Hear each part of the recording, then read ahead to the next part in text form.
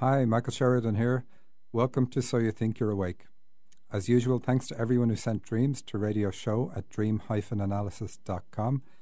They're the lifeblood of the show, so please continue to send them in. Details for sending your dreams to the show and more can be found on my website at dream-analysis.com. You may remember Jacki Campbell was meant to be my first ever guest on the show, but for some reason she faked an illness to get out of it. Luckily for us, guilt got the better of her, and she has joined me in studio now. I can't keep a straight face. This is terrible. Jacki's a clairvoyant medium, and the crossover with dreams is that she gets messages from spirit in symbolic form, the same symbolic form that dreams use. Jacki, thank you for eventually joining us. Welcome. It's my pleasure, Michael. Thank you for having me again. Well, finally. So if you have a question for Jacki, you can call the studio on 425-373-5527. That's 425-373-5527. So I'm very excited to have you on because it means you have to do all the work and I get to ask all the questions. Glad to help. Let's start with this one. What is a channel? A channel is someone who can communicate with spirit or, energies on the other side or on the astral plane. And so that's what I do. Okay. And the reason, why there's another reason this is interesting. It's a very common symbol to see in people's dreams that they're a channel. Mm-hmm. So a lot of listeners will be channels and maybe have never used it or just aren't familiar with how it works. And so that's why it's interesting. And channeling works differently for different people. So the way you get information is different from how Heidi, who was on the show before, gets information. So yours is through getting images. But I'll ask more about that later. Okay. So dreams reveal that people bring their channeling ability from the spirit world to the earth plane with them. And it's not something you suddenly have. Is this how it was for you, or were you always a channel, I suppose, is the question. It first started for me when I was around 16. I had a few experiences, and then again when I was around 23, some very different experiences that made me think, okay, there's something going on here. But it didn't really start until I was about 32, 33, after my son was born. And then it really kicked in. Okay, yeah, that's a big one. A lot of people, you see pregnancy being the trigger for suddenly getting it very strongly. But just to go back at 16, so you had an experience at 16, and to match in with dreams, that would say that it worked for you without you ever taking a lesson. You suddenly were able to communicate. Yeah, but I wasn't really sure what was going on. I had vision, and then I heard a voice. So I'm clairvoyant, and I'm also clairaudient. You were probably out that day in school when they explained, if you ever hear a voice, this is what it is. Yeah, exactly. Yeah, okay, yeah, that happens to some people. How does it work for you? Well, the easiest way that it comes to me is through vision. So anytime I close my eyes, it doesn't matter when, and this has always been true for me, even before I knew that this was my gift, was I'd close my eyes and there would be all sorts of pictures going through my head all the time. It's nonstop.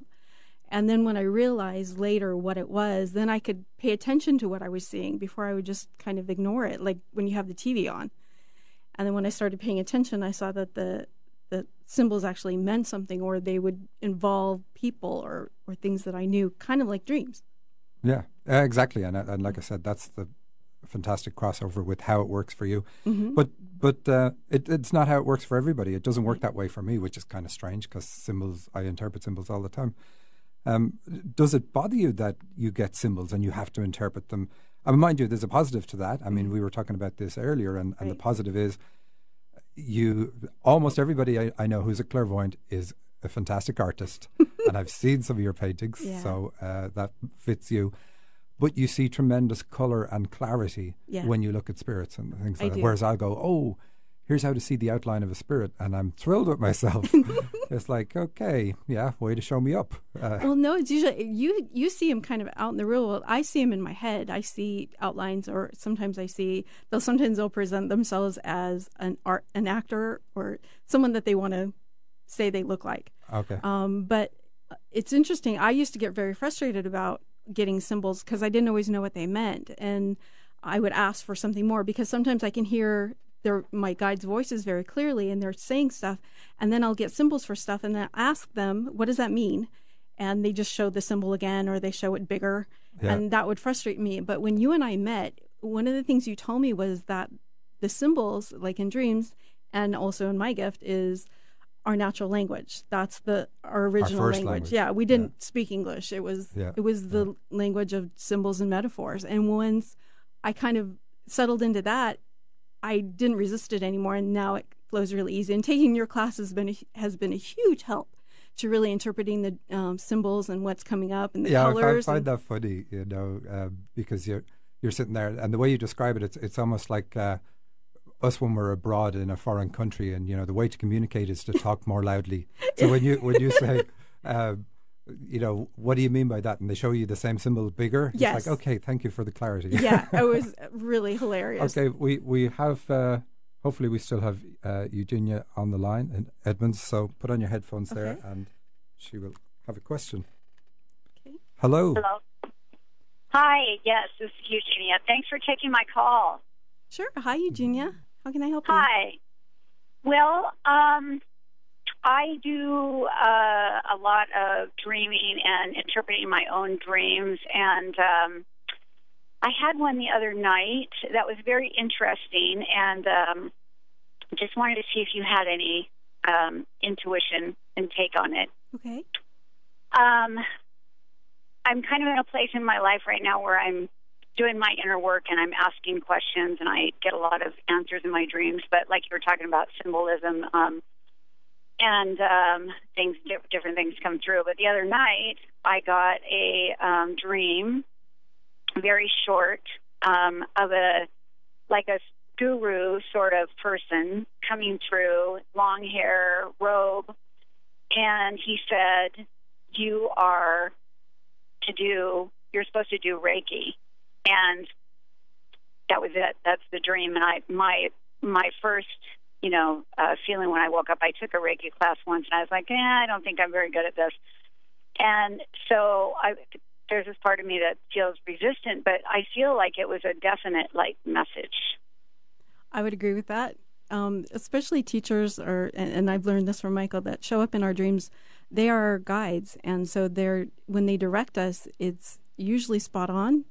Sometimes it's metaphorical, but this seems pretty straightforward. It's spot on, yeah. And what's interesting in this one too is so you seeded this dream by asking the questions, and that's always good when you get the answers that way, because you know that it's definitely about what you were asking, because it also covers that subject matter. But you're being asked to do the Reiki because it's this foundation for other things you're going to do. It's not necessarily that you will continue doing Reiki, but it's going to set the energy flow going for you. So don't see this as that's what you're going to do and that's what you're going to end up doing. You might only do it for a very brief period of time, because while you're working that energy, other things are going to come to you, and then you're going to get your path that way. Oh, that's really good, because I'm feeling really stuck, and I've been struggling with that. And I also wanted to know if you got that, should I be actually doing some of my own? Well, actually, when you do Reiki, you do heal. Is that right? Yes, absolutely, you do. So it would be a part of that as well. Like, I would be learning it and working on people, and my healing would come through that. Absolutely. You will drift into your own healing, and that fits. That's what they're saying. So it'll get you started. It'll give you the confidence. It'll give you sort of like a tool set to begin with, and say, okay, I know I can do it because I can rely on the Reiki. But you will discover that your own abilities are much stronger and more intuitive, and that's what you will enjoy. Oh, awesome. Well, thank you so much. Thanks for the call. That really helped. You guys have a great day. You too. Okay, so you take the headphones off again. So I got that on purpose for saying you have to do all the work today. So, okay, when I met you, you ran Heartsong in Seattle, and you graciously let me teach a 6-week dream class there. Quite a lot of the time I just do weekend workshops, but I did a 6-week one there. Mind you, you did give me a test and got me to interpret a very long dream you had recently had. I did, and that was fascinating. I never had anyone interpret a dream for me before, and it was everything resonated with me. All the symbols that came up in the dream and you were able to identify resonated exactly with what I was going through at that time. And you even gave me some really great advice about how to deal with one of the things that was happening in that particular dream. And it was my past coming up behind me. And and threatening me. And so you gave me the advice to confront it. And I've done that in dream sense, which has been very powerful. So yeah. You were saying you would get into cars and be attacked from behind. Yeah. Or not that this was regular, but this was... Yeah, frequently in my dreams I'd be attacked or chased from behind. So you told me to just turn around and confront it because it's just my past and not to be afraid and just say, what do you want? And whereas prior to this, you used to click your... click my heels Wizard together. of Oz There's heels. no place like home. Yeah, I'd get taken out of it by your guides. Right, exactly. I would usually call on my guides. Yeah, okay. Of course, because you're aware of them. And it's interesting, of course, even in your dreams, you're very aware of your guides. Yes. So it's like they hold no punches; they show us as we are. Mm-hmm. Okay, you've let's have a look at actually some of your dreams. Okay. And it's interesting. Do you find that your dreams give you information that is different from what you channel about yourself?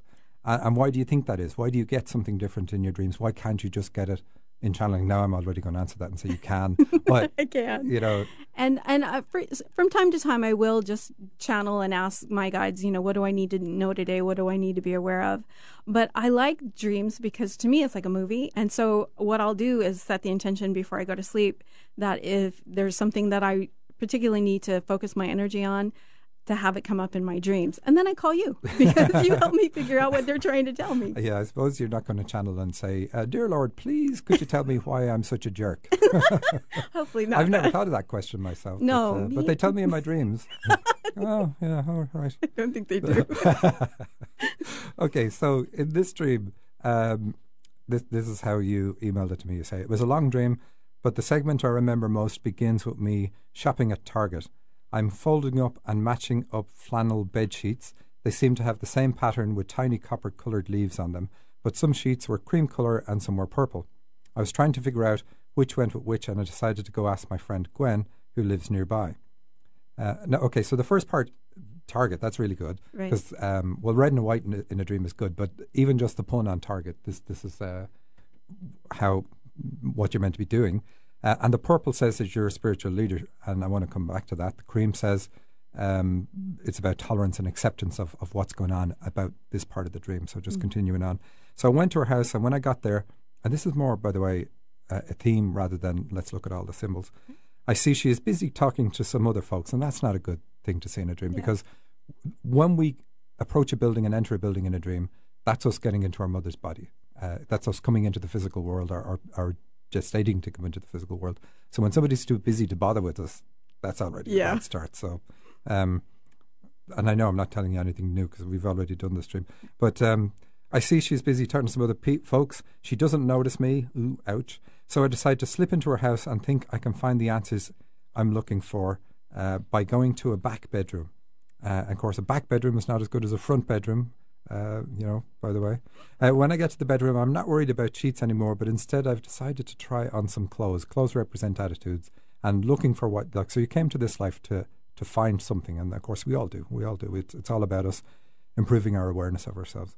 When I get to the bedroom, I'm not worried, but instead I have decided to try on clothes. Sorry, I said that. I'm in a state of undress when I hear the voice of a man whom I know is a friend of Gwen's, and I realise he is heading towards this extra bedroom to put something away. I think that's hilarious. For me to hear in the dream, not for you in the dream. I'm suddenly embarrassed to be discovered in her house, especially since I am still undressed, and I'm ashamed that I never asked Gwen's permission to be there. So I tried to hide under a blanket. It is a crocheted blanket with colours of orange and bright blue and white on it. The colours are nice, by the way. I'm hoping he will just do what he needs to do in the room and leave without noticing me there, but I'm not so lucky. Okay, so that part of the dream is saying, okay, first of all, you didn't feel welcome. You didn't feel like you had permission to be in your mother's body. It's like I had sneaked in here. I'm hiding in the back bedroom instead of like, look at the bump, somebody showing you off proudly and all that sort of stuff. And this, of course, is an interesting thing. This is common in people who have a lot of spiritual abilities or have a strong channeling ability. Their start to life is usually pretty terrible. And, of course, this seems bad, but you've shared other things with me, and I wouldn't trade start to life with you at all. So it's this feeling ashamed, the things that we see in the dream here, embarrassed, trying to hide. These are things then that are part of your nature on the spirit plane. So you're, in want of trying to put it in words that make sense, you're a brain box on the spirit plane. and we see it more here. You say that you try to hide under the blanket. He sees me right away and thinks I'm one of Gwen's grandchildren hiding under a blanket. I have to reveal myself and trying to explain that I was just using the bedroom to try on some different clothes. So your purpose here is about revealing yourself. And what I got when I channeled on that before is, even on the spirit plane, you're very selective with who you would share your information with. And this dream is about you just wearing it openly, not hiding yourself, not saying, I've known you for 5 years. How come you never told me what I need to do in my life? You knew I was searching. So you're one of those people that you've got a lot of inner wisdom, but people have to know you before you're comfortable in sharing it. That is absolutely true. And that's going to change. Of course, probably already has changed because you've done a lot of the work here. Mm-hmm. So let's see. We've got another caller, so I'm just seeing, will I skip what's here? Oh, one thing that's interesting. You decide to get dressed when he goes, but you see lots of other people's clothes, women's clothes, undergarments on the floor, and you have to really search to find yours. And this means that you really pick up other people's attitudes. They're like what's going on inside them or underneath the skin. And so this is also something that you said, that's true, that you have to discern other people's feelings from your own. Yeah, it took me a long time to figure that out, and it wasn't until my shamanic training where I was able to begin to discern that. Okay, so we have Jerry from Carnation on the line, and we have to put the headphones back on. Okay. Hi, Jerry. Hey, how are you guys doing? Good. How are you, Jerry? Hi. I had a dream, guys. Disclaimer, we know who you are. You'll never hide that voice, especially if you're using your full name. Oh, right. I told the guy I was Jerry Lynn. I didn't. Okay. But it just... Anyway. Continue. I did. I had a dream, guys. I was sitting in the church on the front pew of row with my ex-husband, who died, about 10 years ago, maybe a little longer. But anyway, we were sitting on the end. I was sitting on the very end of the pew. He was sitting in a chair in the aisle. And our kids, our children, were in the back of the church playing around. There's nobody else in the church. It's empty. He falls asleep, and he has a pearl-handled knife that is in his hands, and I gently take it from him, and I try to hide it. So, of course, where do you hide it? So I crawled on my hands and my knees all the way to the other side of the church, and then I went all the way to the back of the church, and I stuck the handle in underneath. I stuck it in the wood underneath the last pew, and then realized that he was calling my name. He had woke up, and I lay down on the floor, and I rolled all the way underneath to the front of the church again, underneath the pews, and that's when I woke up. Did you say it was a pearl-handled knife? Yes, pearl-handled knife. Okay. Who wants to go first? I'm going to let you go first. Because So we know it's a spiritual dream because it takes place in a church. We know it's about your ability to channel, which is new for you in a dream, I think, for it to be the focus, because the attention is drawn to the aisle between the pews in the church, or the channel between the seats in a church. So that's because the focus is on that channel, and it's a spiritual dream. We know it's about that channeling. The pearl handle knife says that you're able to channel prophetic things. So you're able to tell what's going to happen for people, which is interesting. I don't think I've seen that one for you before. No. Can you own up to that one? Not yet. Ah. That's a new one. Okay. But the knife then, trying to disarm him, take the knife away and put it away. So there's anger went on in that relationship, which is what a knife is about. If somebody is cutting or, avoid the guy with the knife. This is how nature tells you to avoid people when they're brandishing knives. Yeah. Anyway. Okay, but then I try to hide the knife. Yes, and you can't hide it, of course. You've got to deal with the anger in that relationship. That's the point of the dream. You can put it at the back. You can sort of say, okay, I've parked it way, way, way back there, but it's always going to be there. So the dream says, deal with the issue, deal with the anger in that relationship. Obviously, there was unpleasant things in that relationship, and deal with those, and that's going to awaken your channeling ability much, much more, because that's the block. And quite often, that's what we get in our dreams. What is the block?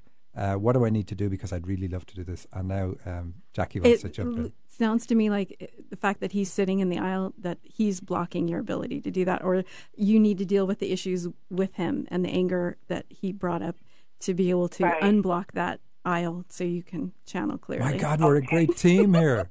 Yeah. I'm learning. Michael's a great teacher. It helps. Yes, he is. Thanks for that. Oh, I did something else, Jerry Lynn. No. I was just going to say that's an answer to something I've been asking for a long time. That's what's blocking it. So that was an answer to a prayer. So thank you, guys. You're excellent. great. Thanks, Jerry Lynn. Okay. See you later. Bye-bye. Okay. So I kind of stopped on that dream. This is your own dream. You have another dream. It continues on. And just to say quickly, you end up with Oprah. You're joined by Oprah in a car. There's 3 of us in your car. And you have to stop at a college. College is the same as a church in a dream, so we know it's a spiritual thing. So we know, because the first part is about why you came here, and we expect to see in these dreams what your abilities are. And Oprah represents spiritual leadership. And you have Queen Latifah in other dreams. Yeah. And, always the black ladies. Why is that? I don't know. I think they're beautiful. So they both represent the same thing, and I mean, everybody knows Oprah would represent something spiritual because that's what she's so famous for. And of course, she brings something, or she did something that would have been against the norm. Everybody would have said, if you do that, it's going to kill your show, it's going to ruin your ratings, it's blah blah blah blah blah. And of course, it didn't for her. She wasn't afraid to do what she did, and of course, she thrived in that. Yeah, and she had to start her own network to keep doing what she wanted to do. But anyway. So let's see what else is on here. She's long down codon. I'm skipping ahead. Oh, you realize that both Gwen and Oprah have left their purses and valuables in your car, sitting in plain sight. Oh no. So I tried to cover them up so no one will break into my car while we're gone. But as I'm doing this, I also notice that I have left my keys in the ignition and the engine is actually still running. I'm surprised that I've done something so foolish. Before I get to turn off the car, I holler to Oprah about the purse, etc. And she tells me, "Don't worry, honey. Let's go. Everything will be fine." And that's great, because she's a guide, like you said in the dream. She's a guide. So she's telling you everything will be fine. But the valuables on display in the car is the opposite of you hiding your special gifts. Yeah. Because that's what the gifts represent. So it's saying, you've got this spiritual leadership ability. Don't hide it. You're here to show it off. And of course, feeling that it's going to be stolen in a dream is really about feeling that I don't want to share my ability with anybody. I'm quite happy to just hide it. Thank you very much. And I've been that way for a long time, and it's just been working with my dreams and with you that I've been able to kind of share all of that. Okay, cool. And given your dream, it's not just channeling. Obviously, you've got the spiritual leadership. So what else do you do? And again, specifically the leadership role is what I'm curious about. Well, the leadership that I have done. So my training is in shamanic medicine, and I've used that to actually help others to develop their gifts, their spiritual gifts. And what's great about the dreams and understanding the symbols in the dreams is learning that the dreams tell us what our gifts are. So I love it when people come to me and they want to develop their gifts, and then we work with their dreams first to see what they are, and then I help them develop that and be able to learn. So it's channeling, the ability to channel is pretty common, as you said, and most people have it. But common, but not a lot of people develop it. So exactly. So to me, it's like learning how to drive a car. You have to go through training to be able to drive a car and get a license to do it. Well, there's no license for this, but there's definitely training involved, and that's what I love to do. That's one of how I like to be a spiritual leader and share what I've learned and what I do, and be able to help others to develop that in themselves as well. And this is over a period of time that you work with people. We do. What I do is a mentorship program, and it talks about it on my website, which is hearcanyonwhispers.com. Oh, perfect. Thank you. Yeah. I was going to ask that. I should have mentioned it. No, at the that's start. fine. And do you have a phone number people can get you I onto? do. My phone number is 425-260-1238. And I'll put these details on the website for the show afterwards as well. Thank you. So really what you're saying you do is sort of like a coaching, but you're dragging people along. You're not just saying, hey, go try this. You're saying, let's do this together. Let's do Here's it together. how it works. Mm-hmm. Are you feeling it right? And so on. Okay, because so a lot of the hardest part is trusting what you're getting. Yeah, that sounds really good. Now, I was going to play a clip of something else you did, and maybe I'll include it after the show in the archives, because you also do energy work. But we have another caller here. Oh, great. we have Nadia from Seattle. So, hello, Nadia. Hi. Hi, Nadia. How are you doing? I'm well. How are you? I'm good. Thank you for taking my call. Absolutely. How can we help? I have a dream. Okay. Great. It has a title, which I know Michael likes. It's called Choking on Oranges. And so I was going to appear on a TV show. I was going to sing on a television show, and I was waiting backstage.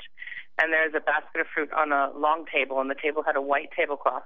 And I took an orange out of the basket. I peeled the orange, but before eating it, I put it on a small white plate and arranged the slices in like a pinwheel shape. And while I was doing this, I could hear the TV host talking over the speaker. And generally, the room where people wait before they go on stage is called the green room. So I'm standing in the green room listening to the TV show over the speaker just so that I know what was happening. And then I ate one of the orange slices, but it caught in my throat and I started to choke. And that's when I woke up. Okay, so we have very little time here. Do you want to jump on this one? Actually, I know Nadia, and we've talked about it before. The orange, obviously, from your classes, orange represents career. Yeah, in this case. In this case, and the green room I love because the green represents the heart. And you're also clairaudient because you can hear over this loudspeaker. So right. That means that your clairaudience is very clear to you. That's what it means. But because you can hear it, and you can hear it remotely over the speaker. But nearly choking on the orange then is it's almost like stage fright. How would you describe this? It's difficulty expressing the very goals and things in your career that you really want to do. And it's worth pointing out that you do sing. Have you sang on TV? I have not sung on TV. Okay, so that's different. So we know the TV is a symbol, and that's about you getting messages from a distance and projecting and so on. So we have 10 seconds left. Nadia, thanks for your call. Thank you so much. And gosh, there's a million things we didn't get to. I'd be happy to come on again. Oh, that's brilliant. So you'll get more than this on the archive because I'll add in the segments, the previous interview stuff that we did. But thanks, everybody. See you next week.